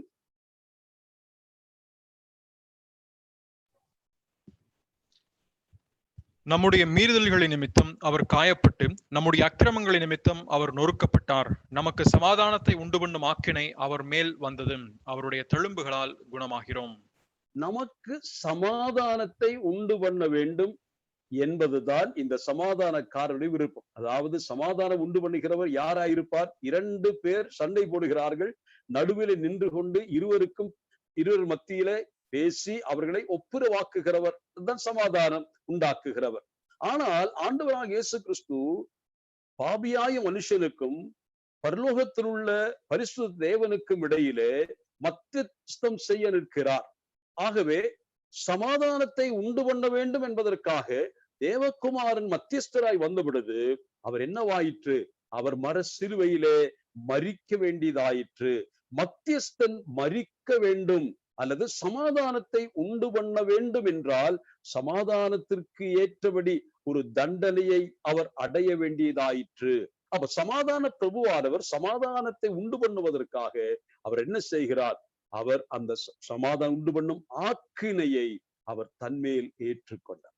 அப்போ இன்றைக்கு சமாதான காரணர் நாம் பார்த்தால் அவருடைய சரீரத்தில் 5 காயங்களை பார்க்கும். நமக்காக சமாதான பேச்சில் ஈடுபட்ட பொழுது சமாதானத்தை உண்டு பண்ணும்படியாக அந்த சமாதான காரணர் நமக்காக ஆக்கினைக்குட்படுத்தப்பட்டார். அவருடைய தழும்புகளால் நாம் குணமானோம். அப்ப அந்த மெய்ப்பன் சமாதான காரணர். அப்ப நமக்கு இதுல என்ன புரிகிறது? ஒரு மெய்ப்பனுடைய நல்ல சித்திரம் இங்கே காட்டப்படுகிறது. ஒரு மெய்ப்பன் எப்பொழுதுமே மந்தைக்குள்ள இருக்கக்கூடிய பிரச்சனைகளை சமாதானம் பண்ணுகிறவராய் இருக்க வேண்டும். ஒருவரை பட்சமாக நடக்க மாட்டார். ஒருவருக்காக பேசி மற்றவரை அவர் தரைக்குறாய் நினைக்க மாட்டார். அவர்களை சேர்த்து வைப்பதற்கு சமாதானம் பண்ணுகிறவராய் அவர் காணப்படுவார் என்று பொருள். அதாவது சத்ரு வந்தாலும் கூட சத்ருவிடத்திலே சண்டைக்கு போவதற்கு முன்னதாக சமாதானத்தை பேசுகிறவராய் இருப்பார். அப்போ ஒரு மேய்ப்பனுடைய நல்ல குணாதிசயம் என்னவென்றால், பிரச்சனைகள் வரும் பொழுது பிரச்சனைகளுக்கு தூபம் போடுகிற நிலைமையில் அல்ல, சில சொல்வது போல எரிகிற நெருப்பில எண்ணெயை ஊற்றுவது போல அல்ல, சமாதானத்தை உண்டு பண்ணுவார். அவருடைய பேச்சிலே ஒரு நயமும் ஒரு நளினமும் இருக்கு. மென்மையாக மிருதுவாக பேசுவார். காயப்படுத்தும்படியாய் பேச மாட்டார். ஆனால் அப்படி அவர் சமாதானம் உண்டு பண்ணினதுனாலே, இயேசு கிறிஸ்து நமக்காக சமாதானம் உண்டு பண்ணினதுனாலே அவர் காய தழும்புகளோடு வாழ்ந்து கொண்டிருக்கிறார். பிரியமானவர்களே, அது நமக்கு என்ன காட்டுகிறது? இந்த ஊழியத்திலே சில சமயத்திலே காயம் படலாம். மெய்ப்பர்களாய் இருக்கக்கூடியவர்கள் இந்த சமாதானம் பண்ணுகிற ஊழியத்தை நிறைவேற்றும் பொழுது அவர்கள் காயப்படுத்தப்படலாம், விமர்சிக்கப்படலாம், அவர்களுக்கு தழும்புகள் ஏற்படலாம், அநேக பிரச்சனைகள் அவர்களுக்கு வரலாம். ஒரு கதையை நான் கேள்விப்பட்டிருக்கிறேன். அந்த காலத்துல ஒரு 10-30 வருஷம் முன்னாடி ஒரு வந்த பொழுது ஒரு சொன்ன கதை தான் எனக்கு ஞாபகத்துக்கு வருகிறது. ஒரு சபை போதகர், அந்த சபையிலே பிரச்சனை, 2 சாராராக சபை பிரிந்து இருக்கிறது. ஆகவே முதலாவது ஒரு சாரார் வந்தார்கள். அவரிடத்துல பேசும் பொழுது அவர்களுடைய பேச்செல்லாம் கவனமாய் கேட்டார். கடைசியில சொன்னார், நீங்க சொல்றதெல்லாம் நியாயமாக சரியாக தெரிகிறது என்று சொன்னார். அவர்கள் போன பின்னாடி சில நாட்கள் கழித்து அடுத்த கூட்டம் வந்துச்சு. அவர்கள் அநேக காரியங்களை சொன்னார்களாம். அப்பொழுது அதை கேட்டுவிட்டு இவர் சொன்னாரா, நீங்க சொல்றது சரியா இருக்கிறது, எல்லாம் நியாயமாய் தெரிகிறது. அவர்களும் போய்விட்டார்கள். அப்ப 2 சாராரும் நியாயமாய் இருக்கிறதாக அவர் சொல்லிவிட்டார். அப்பொழுது அந்த நேரத்துல மனைவி கேட்டுச்சா, ஐயா, அவர் வந்தபோது நியாயம்னு சொன்னீங்க, இவர் வந்தபோது நியாயம்னு சொன்னீங்க, இது சரியான நியாயமா?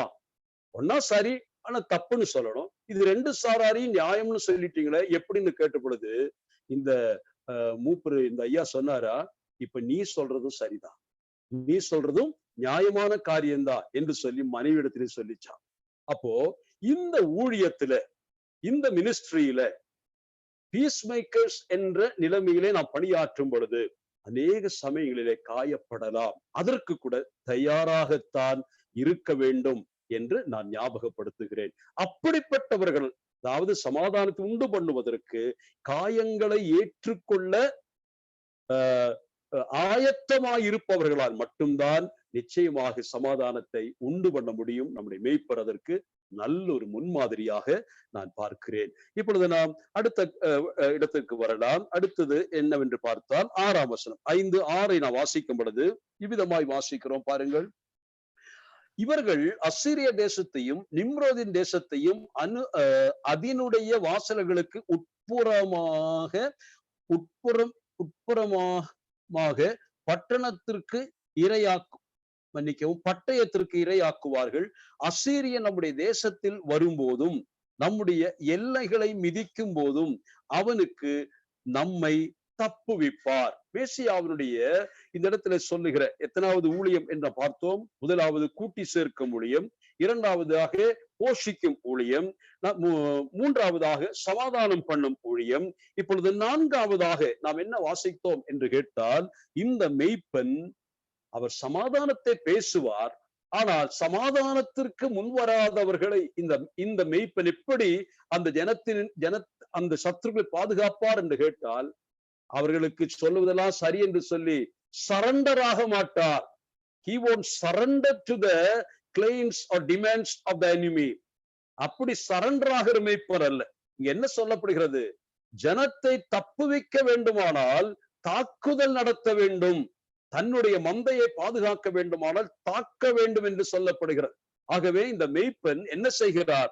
அவர் தப்புவிப்பார். He is the deliverer என்று இங்கே பார்க்கிறோம். அவர் நம்மை விடுவிக்கிற இரட்சகராய் இருக்கிறார். அப்ப மெய்ப்பனுடைய அடுத்த கட்ட வேலை என்ன என்று பார்த்தால், சத்ருவாகிய சாத்தான் நம்மை தாக்க வரும் பொழுது அவனை தாக்குகிற அளவுக்கு நாம் ஆயுதம் அணிந்திருக்க வேண்டும்.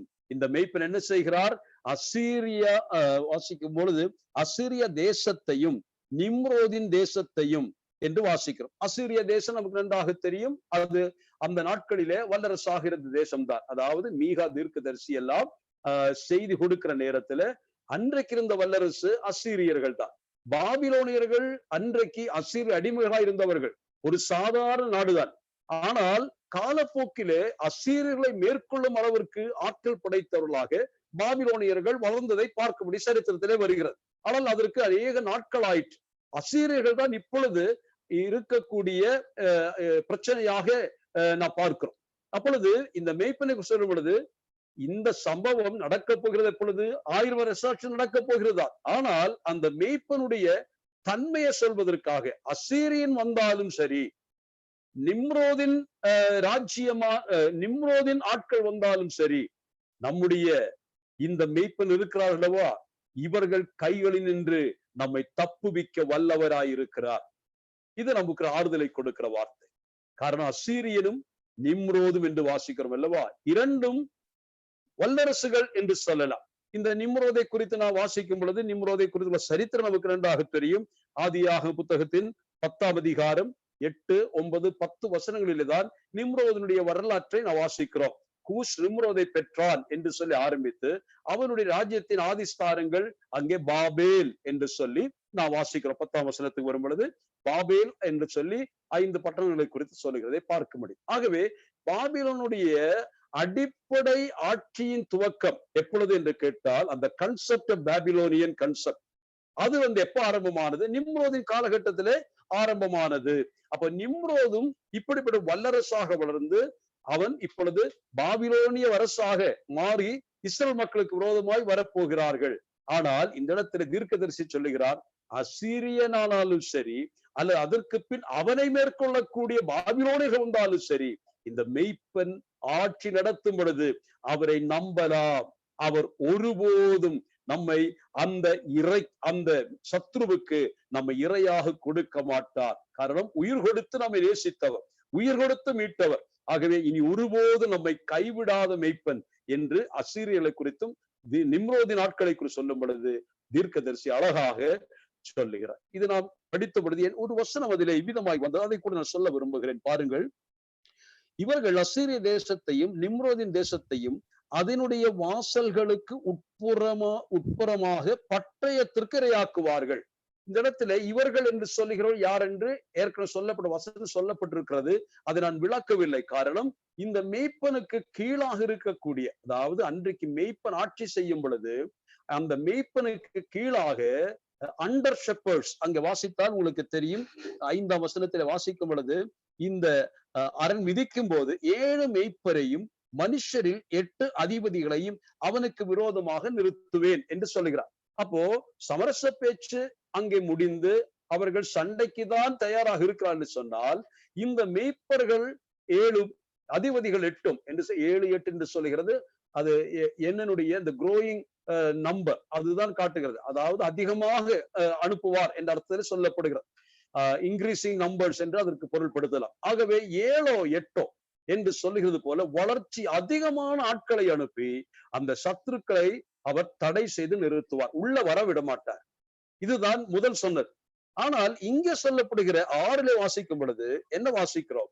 சத்துரு உண்மையாகவே தேசத்தை அழிப்பதிலே குறியாக இருந்து அவன் நம்மை விட்டுவிட மாட்டான் என்று நினைத்தால், அவன் எண்ணிக்கொண்டிருந்தால் ஆண்டவர் எப்படி செய்வார் தெரியுமா? அவனை இங்க வந்து சந்தித்து சண்டை போட்டு துரத்துறது அல்ல, அவன் இருக்கும் இடத்திற்கே செல்வார். அங்க அது வாசித்தோம். அவன் வாசல்களுக்கு உட்புறமாக பட்டயத்தை இரையாக்குவார்கள். Not only when they come to attack us, but even if they don't come, but they are intended to attack us and destroy us, this shepherd will go forward, march towards their fortress, and he will enter into that and he kill them. இதுதான் அங்க சொல்லுகிறார், அங்க போய் தாக்குவாரா. அப்போ இதெல்லாம் இந்த மேசியாவினுடைய ஆட்சியில வருகிற காரியத்தை சொல்லுகிறார். அப்ப அந்த மேசியா தன் ஜனத்தை பாதுகாப்பதற்காக, ப்ரொடெக்ட் பண்ணுவதற்காக என்ன செய்ய உள்ளே போவார். இதை நான் வாசித்த பொழுது என் மனதிற்கு ஒரு பழைய ஏற்பாட்டில் இருக்கக்கூடிய சரித்திரம் தான் ஞாபகத்துக்கு வந்தது.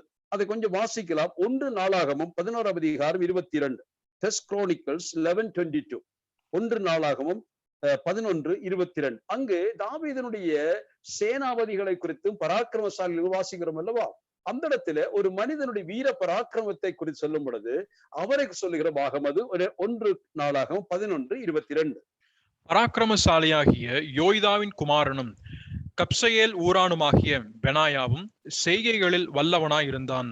அவன் மோவாப் தேசத்தின் 2 வலுமையான சிங்கங்களை கொன்றதும் அல்லாமல் உறைந்த மழை பெய்த நாளில் அவன் கெபிக்குள்ளே இறங்கி போய் ஒரு சிங்கத்தை கொன்றான்.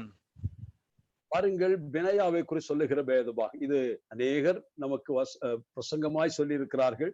அங்கே அந்த சிங்கங்கள் என்ன, அது உலகம், மாமிசம், பிசாசு, இதையெல்லாம் வைத்து அநேக பிரசங்கங்களை நாம் கேட்டு இருக்கிறோம். ஆனா நான் அதற்காக இதை சொல்லவில்லை. இந்த இடத்துல பெனாயா என்ன செய்தார் என்று கேட்டால், சிங்கங்கள் வலிமையான சிங்கங்களை கொன்றதுமின்றி அந்த சிங்கங்களை கொன்றபின் மிச்சமேதாகிலும் சிங்கங்கள் உண்டா என்று என்ன செய் பனிக்காலத்திலே குகைக்குள் போய் சிங்கத்தை கொல்லுகிற பெனாயா. இது நம்முடைய ஆண்டவராகிய இயேசு கிறிஸ்துவுடைய ஒரு நல்ல மாதிரியாக நான் பார்க்கிறேன்.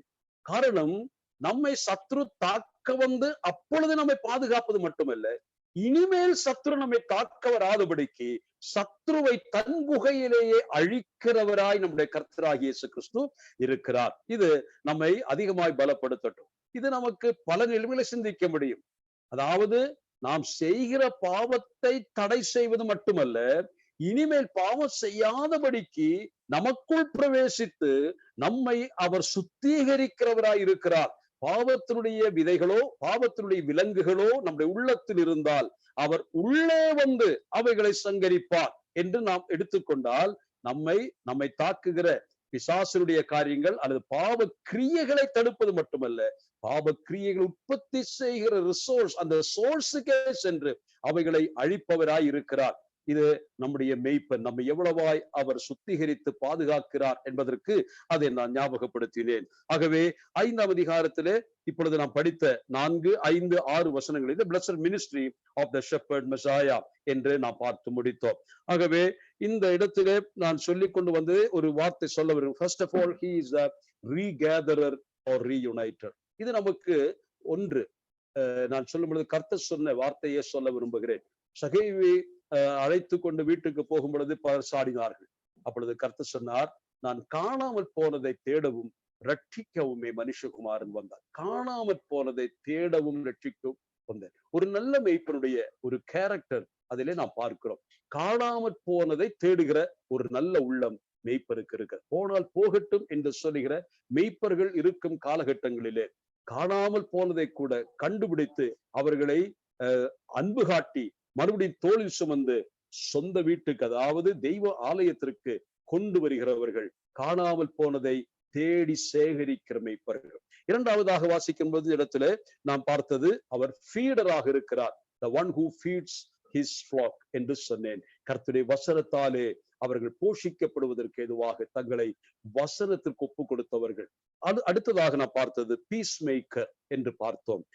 4வதாக protector and deliverer from the enemies என்று நாம் பார்த்தோம். பேதுரு அதைத்தான் 2 பேதுருவின் மூலமாக, அதாவது பேதுருவின் 2ஆம் நிருபத்தின் மூலமாக சத்துருக்களின் கைகளில் நின்று தன் மந்தையை பாதுகாக்கிறதை நாம் பார்க்க முடியும். மிக 5ஆம் அதிகாரம் 7 முதல் 9 வரைக்கும் தான் அடுத்ததாக பார்க்க வேண்டும். அந்த பகுதியிலே மிக 5, 7, 9 வரைக்கும் பார்க்கிற அந்த தலைப்பை நான் சொல்லி இன்றைக்கு நிறைவு செய்ய விரும்புகிறேன்.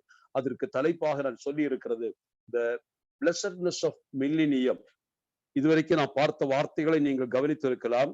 நான் சொன்னது ஒன்று beginning of the Messiah 2ஆம் வசனம், அதே போல the birth of the Messiah 2ஆம் வசனம், மூன்றாவதாக beginning of the Messiah's rule 3ஆம் வசனம், அதே போல 4ஆவதாக 4, 5, 6 வசனங்களிலே the blessed ministry of Messiah, அதே போல 7, 8, 9 வசனங்களில் இப்பொழுது பார்த்தது the blessedness of Messiah's rule. அதைத்தான் நாம் பார்க்க போகிறோம். 7, 8, 9 வசனங்கள். 5ஆவதாக the blessedness of the Messiah's kingdom என்ற தலைப்பிலே தான் அடுத்த வாரத்தை சிந்திக்க போகிறோம். தயவாக நீங்க வாசித்து பாருங்கள்.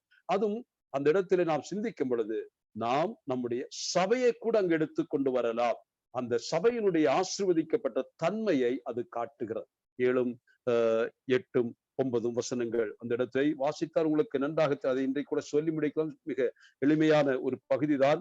அதிலே வாசிக்கும் பொழுது இவ்விதமாய் வாசிக்கிறோம். 5, 7 இந்த ஜனம் எப்படி இருப்பார்கள், மேசியாவின் ஆட்சி காலத்துக்கு உட்பட்ட ஜனங்கள் எப்படி இருப்பார்கள் என்று பார்க்கும் பொழுது நாம் 7 வாசிக்கிறோம். யாக்கோபிலே மீதியானவர்கள் கர்த்தராலே வருகிற பனியை போலவும், மனுஷனுக்கு காத்திராமலும், மனுபுத்திரருக்கு தாமதியாமலும், பூண்டுகள் மேல் வருகிற மழைகளைப் போலவும் அநேக ஜனங்களின் நடுவிலே இருப்பார்கள். உலகத்தில் உள்ள அத்துணை ஜாதிகளுக்கு மத்தியிலே மேசியாவின் ஆட்சிக்குட்பட்ட ஆட்சியில் உள்ள தெய்வ மக்கள் அவர்கள் எப்படி இருப்பார்கள்? அவர்கள் கர்த்தருடைய பனி போலவும், அதை போல மனுஷருக்கோ அல்லது காலங்களுக்கோ காத்திராமல் பூண்டுகளின் மேல் வருகிற மழையை போலவும் இருப்பார்கள். They shall be like snow or dew and shower என்று ஆங்கிலத்தில் சொல்லப்பட்டிருக்கிறது. அந்த ஆட்சி காலம் இருக்கக்கூடிய அந்த பிரஜைகள், அதாவது மக்களுடைய தன்மையை முதல் சொல்லுகிற வசனம் ரொம்ப அழகாக அதை நான் படித்து பார்த்து ஆச்சரியப்பட்டேன். தெய்வ சபையிலே மேசியாவுடைய ஆட்சிக்கு உட்பட்டு இருக்கக்கூடிய புத்தனுடைய அன்பின் குமார் ஆட்சியத்துக்கு உட்பட்டு இருக்கக்கூடிய பிரஜைகளாகி நம்முடைய தன்மை எப்படி இருக்க வேண்டும் என்று அங்கே பார்த்தால் அவர்கள் எப்படி இருக்க வேண்டும்? கர்த்தருடைய பனி என்று சொன்னால் கர்த்தர் அனுப்புகிற பனி போலவும், இரண்டாவதாக மனுஷனுக்காக காத்திருக்காத அந்த மழையை போல என்று சொன்னால் மனுஷருடைய இஷ்டங்களுக்கும் விருப்பங்களுக்கும் ஏற்றபடி வாழாமல் கர்த்தரை பிரியப்படுத்தி வாழ்கிற ஒரு பனிக்கு சமானமான ஒரு மக்கள் கூட்டம். அதற்கு நான் கொடுத்த பெயர், அந்த தேசத்திற்கு என்ன பெயர் சூட்டலாம்? Pleasant and peaceful people. Pleasant, அவர்களை பார்த்தால் ஒரு ரிஃப்ரெஷிங்கா இருக்கு. அவங்க எப்பொழுதும் முகமலர்ச்சியோடு இருக்கிறார்கள். அவர்களை பார்த்தால் பனிபோல் மென்மையா இருக்கிறார்கள். இது 7ஆம் வசனம். 8ஆம் வசனம் வரும் பொழுது அங்கே மாத்தி ஒரு கான்ட்ரவர்ஷியலாக அல்லது கான்ட்ராஸ்டாக சொல்லுகிற வசனம், அதை வாசித்து நிறைவு செய்கிறேன். 8 யாக்கோபிலே மீதியானவர்கள் சிங்கம் காட்டு மிருகங்களுக்குள் இருக்கிறதை சமானமாகவும், கடந்து போய் மிதித்து தப்பிவிப்பார் இல்லாமல் பீறி போடுகிற பாலசிங்கம் ஆட்டு மந்தைக்குள்ள இருக்கிறது போலவும் நடுவில் இருப்பார்கள். அப்ப 2 எக்ஸ்ட்ரீம்ஸ் இங்கே தன் ஜனத்தை குறித்து ஆட்சியிலே நாம் கற்றுக்கொள்கிறோம். ஒன்று, அவர்கள், நான் இப்படி நினைக்கிறேன், அவர்கள் ஆடுகளை போல மென்மையா இருப்பார்கள். ஆனால் அதே சமயத்துல ஆக்ரோஷம் உள்ள சிங்கத்தை போலவும் சிங்க குட்டிகளை போலவும் இருக்கிற ஒரு ஜனம். இது எதை நமக்கு காட்டுகிறது? ஒன்று, these people are so friendly, ரொம்ப ஃப்ரெண்ட்லியா இருக்கிற ஜனங்கள் தான் அந்த ஆட்சி காலம். அதே சமயத்துல அவர்கள் தங்கள் சத்துருக்களை பொறுத்த மட்டில் they are like lion and young lion and so ferocious என்று அவர்களை குறித்து சொல்லலாம். இது தெய்வ ஜனத்தினுடைய 2 வித்தியாசமான தன்மைகளை நமக்கு ஞாபகப்படுத்துகிறது. நாம் எப்படி இருக்க வேண்டும்? ஆண்டவராக இயேசு கிறிஸ்து சாந்த ஸ்வரூபியா இருக்கார். நமக்கு தெரியும், தாவீதின் வம்சத்திலே பிறந்த யூதாவின் ராஜசிங்கம் அவர். ஆனால் அதே சமயத்தில் அவர் எப்படி இருந்தார்? மௌனமாய் ஒரு ஆட்டை போல, அடிக்கப்பட்ட வண்ணமாய் இருக்கிற ஆட்டுக்குட்டியை போல சமாதானமாய் காணப்பட்டார். அவர் நடந்து வரும் பொழுது தன்னுடைய அண்ணனாகிய யோவான் ஸ்நானகன் சொல்லுகிற வார்த்தை, இதோ உலகத்தின் பாவத்தை சுமந்து தீர்க்கிற தேவ ஆட்டுக்குட்டி. கர்த்தருடைய பிள்ளைகளே, நாம் புறாவை போல கபடற்றவர்களும் அதே போல பாம்புகளைப் போல ஞானமுடைய வினாவுள்ளவர்களாக இருக்க வேண்டும் என்று கர்த்தர் சொன்னார். அது இரண்டும் இந்த இடத்திலே பொருந்துகிறது. ஒன்று, நாம் மிகவும் பீஸ் மேக்கர்ஸாக பீஸ்ஃபுல்லாக இருக்க வேண்டும். இரண்டு, பிரச்சனைகள் சத்ருவை தாக்குவதிலே நாம் ஒருபோதும் காம்ப்ரமைஸ் பண்ணக்கூடாது. நாம் என்ன செய்ய வேண்டும்? அவனை முற்றிலும் அழிக்க வேண்டும். தப்ப விடாமல் பீறி போடுகிற சிங்கத்தை போல இருக்கணும். இது நமக்கு எதை காட்டுகிறது? நமக்கு விரோதமாய் செயல்படுகிற, சுற்றி நம்மை விழுங்கும்படியாகி பிரயாசப்படுகிற சத்ருவாகிய சாத்தானை பார்க்கும் பொழுது சிங்கத்தை போல பீறி எழுந்து அவனை அவனை அவனை கர்ஜித்து எழுந்து அவனை பீறி போடுகிறவர்களாய் நாம் மாற வேண்டும். பாவத்திற்கு விரோதமாய் போராடுகிறதிலே நாம் ரத்தம் சிந்தினாலும் பரவாயில்லை, நாம் போராட்ட ஜெயிப்போம் என்று சொல்லுகிற வீரர்களாக பராக்கிரமசாலிகளாய் வாழ வேண்டும். அதே சமயத்திலே கிறிஸ்துவனுடைய பணிவும் தாழ்மையும் வினயமும் நம்முடைய அச்சடையாளங்களாய் இருக்க வேண்டும். கர்த்தர் தாமே நம்மை ஆசீர்வதிப்பாராக. தொடர்ந்து நாம் சிந்திப்போம். அடுத்த வாரத்திலே கர்த்தர் அனுமதித்தார் இந்த வேத பாகங்களை நாம் சிந்திப்போம். தேவன் தாமே நம்மை ஆசீர்வதிப்பாராக. ஜெபித்து நிறைவு செய்யலாம்.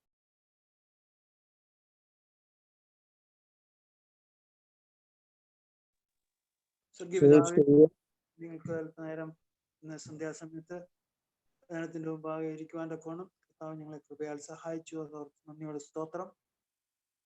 കർത്താവെ, അവിടുന്ന് എത്ര നല്ലവൻ, ഞങ്ങളെ കരുതിയ, ഞങ്ങളെ വീണ്ടെടുത്ത ഞങ്ങളുടെ രക്ഷകനും ഞങ്ങളുടെ നാഥനുമായ കർത്താവായ യേശു ക്രിസ്തു എത്ര നല്ലവനാണ്. തൻ്റെ ഗുണങ്ങളെക്കുറിച്ച് ഞങ്ങൾക്ക് എപ്പോഴും എൻ്റെ ദാസനിൽ കൂടി മീഖ പ്രവാചകന്റെ തൂലികയിൽ നിന്ന് കേൾക്കുവാൻ തക്കോണം കർത്താവ് ഞങ്ങളെ ഇടയാക്കി തോർത്ത് സ്തോത്രം. ഞങ്ങൾ പിൻപറ്റുന്ന ഞങ്ങളുടെ കർത്താവ്, ഞങ്ങളുടെ രക്ഷകൻ, ഞങ്ങളുടെ വീണ്ടെടുപ്പുകാരൻ എത്ര നല്ലവൻ. തൻ്റെ ഗുണങ്ങൾ എത്രയധികം വർണ്ണിച്ചാലും മതിയാകുന്നതല്ല. ഈ കർത്താവിനെ ഞങ്ങളുടെ രക്ഷകനും നാഥനുമായിട്ട് അറിയുവാൻ തക്കോണം, അനുഭവിക്കുവാൻ തക്കോണം ലഭിച്ച ഭാഗ്യത്തിനായിട്ട് സ്തോത്രം ചെയ്യുന്നു, സ്തുതിക്കുന്നു. കർത്താവെ, തിരുവചനത്തിൽ നിന്ന് കർത്താവ് ഈ കാര്യങ്ങളൊക്കെയും വെളിപ്പെടുത്തുവാൻ നിന്റെ ദാസനെ അവിടുന്ന് ഉപയോഗിച്ചവർ സ്തോത്രം. എന്നെയും കർത്താവ് വരും ദിവസങ്ങളിൽ ധാരാളമായിട്ട് കർത്താവിന്റെ നാമത്തിന് ഉപയോഗിപ്പാൻ തക്കോണം കർത്താവ് സഹായിക്കുന്നു. ഞങ്ങൾ പ്രാർത്ഥിക്കുന്നു. എന്റെ ജനത്തെ എല്ലാം തിരുക്കരങ്ങളെ ഏൽപ്പിച്ച് പ്രാർത്ഥിക്കും. കർത്താവ് സഭയായിട്ട് ഞങ്ങളെ തിരുക്കരങ്ങൾ പരിമേൽപ്പിച്ച് പ്രാർത്ഥിക്കും. കർത്താവ് ഞങ്ങളെ സഹായിച്ചാട്ടെ. ഞങ്ങൾ പിൻപറ്റുന്ന ദൈവം, ഞങ്ങളുടെ കർത്താവ് എത്ര നല്ലവനാണ് എന്നുള്ളത് ഓർത്ത് ഞങ്ങൾ അങ്ങേ വീണ്ടും സ്തുതിക്കുന്നു, സ്തോത്രം ചെയ്യുന്ന കർത്താവെ. ഞങ്ങൾക്ക് ലഭിച്ച ഈ നല്ല കൂട്ടായ്മയ്ക്കായിട്ടും തിരുവചനത്തിന്റെ ആലോചനകൾക്കായിട്ടും സ്തോത്രം. കർത്താവ് തുടർന്ന് ഞങ്ങളെ ആത്മീയമായിട്ടും അനുഗ്രഹിക്കുകയും സഹായിക്കുകയും ചെയ്യണമേ. ദൈവജനത്തിലെ സത്യങ്ങൾ പഠിക്കുവാൻ, ഗ്രഹിക്കുവാൻ, മാത്രമല്ല അത് ഞങ്ങളുടെ ജീവിതത്തിലും പ്രതിഫലിപ്പിച്ച് കാണിക്കുവാൻ കർത്താവ് ഞങ്ങളെ എല്ലാവരെയും വ്യക്തികളായിട്ടും സഭയായിട്ടും സഹായിച്ചായിട്ട് പ്രാർത്ഥിക്കുന്നു. കുട്ടികൾ വരുത്തിയ നിന്റെ മക്കൾക്കായിട്ട് സ്തോത്രം. ആരെങ്കിലും ആഗ്രഹിച്ചിലും കടന്നു വരാൻ സാധിച്ചില്ലെങ്കിൽ അവരെയും കർത്താവ് ദിവസം നിന്റെ ആലോചനകളെ കൊടുത്ത് അവരെയും അവിടുന്ന് അനുഗ്രഹിക്കണമേ, സഹായിക്കണമേ പ്രാർത്ഥിക്കുന്നു. ഈ രീതിയിൽ ഞങ്ങൾക്ക് ഇങ്ങനെ കർത്താവ് തിരുവചനത്തിൽ പഠിക്കുവാൻ ലഭിച്ചിരിക്കുന്ന ഈ സന്ദർഭത്തിനായിട്ടും ഒക്കെ ഞങ്ങൾ ആസ്വദിക്കുന്നു, സ്തോത്രം ചെയ്യുന്നു. സകല മഹത്വം അവിടത്തേക്ക് അർപ്പിക്കുന്നു. ഞങ്ങളുടെ കർത്താവ് ഞങ്ങളുടെ നാഥനുമായ ക്രിസ്തു യേശുവിന്റെ വലിയ നാമത്തിൽ തന്നെ. ആമേൻ.